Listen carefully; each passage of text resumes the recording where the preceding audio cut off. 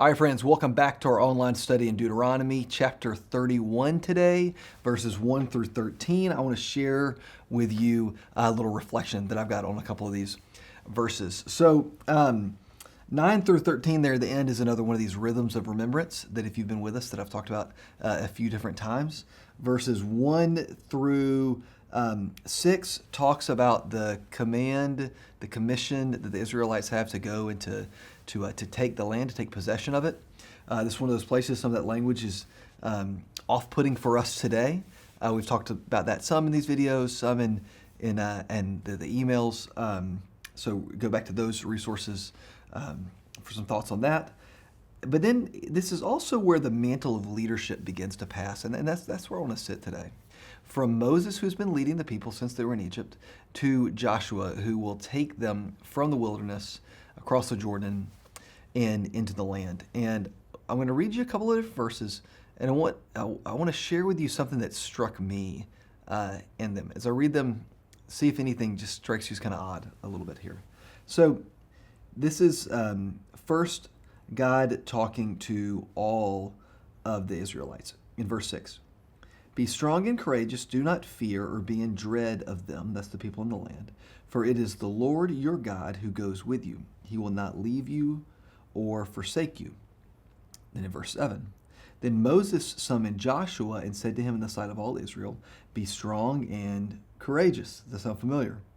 For you shall go with this people into the land that the Lord has sworn to your fathers to give them, and you shall put them in possession of it. It is the Lord who goes before you. He will be with you. He will not leave you or forsake you. Does that sound familiar? Do not fear or be dismayed. What struck me when I was reading through this is just how similar these verses are. The command that he gives to the Israelites as a whole to go into the land is very similar to the specific commission that he gives to Joshua. The reflection that I've got on this right now, that this is reminding me of, this is what I feel like maybe God is teaching me through this, is if you look at it from the perspective of Joshua, what is Joshua asked to do by God? What is his calling? His calling is to do what the people need. It is to meet the need of the people.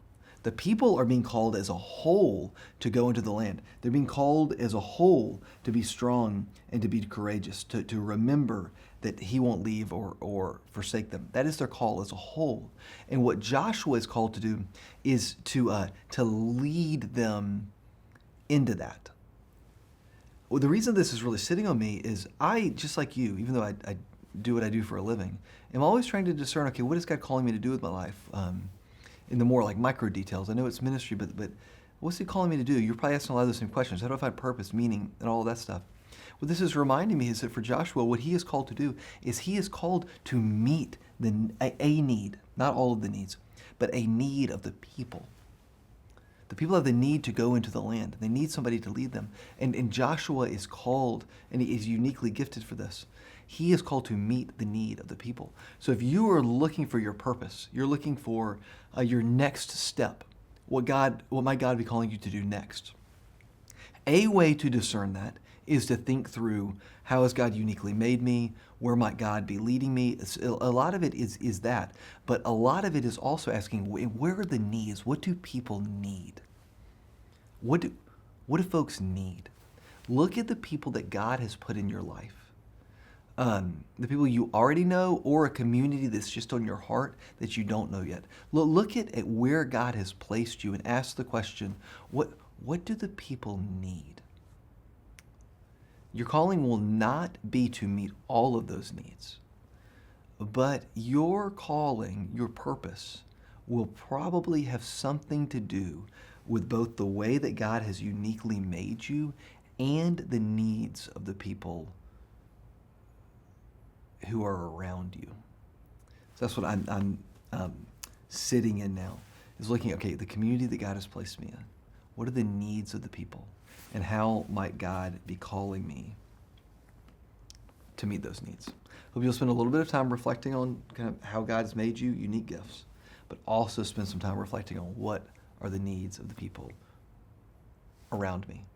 And when you begin to look at the intersection of those two things, It may be that you, like Joshua, find that God is calling you, sending you to help meet the needs of some of the people in your life that you already know, or maybe some people that you don't even know yet.